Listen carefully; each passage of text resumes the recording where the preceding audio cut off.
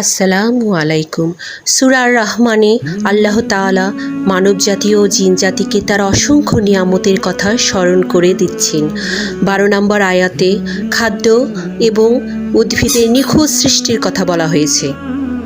আল্লাহ তাআলা পৃথিবীতে শুধু মানুষের বেঁচে থাকার রসদেই দেননি, বরং চারপাশকে সুন্দর ও আনন্দময় করার জন্য সুগন্ধযুক্ত ফুল ও নানা লতাপাতাও দান করেছেন।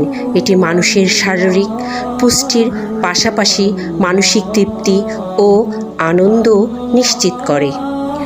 12 নম্বর আয়াতে রায়হান শব্দটি ব্যবহার করে আল্লাহ তাআলা তার অসীম দয়া ও সৌন্দর্যের প্রকাশ ঘটিয়েছেন, যা মানুষের চোখ, নাক ও মনকে এক অপার প্রশান্তিতে ভরে দেয়। ফুল প্রকৃতির এক নীরব হাসি।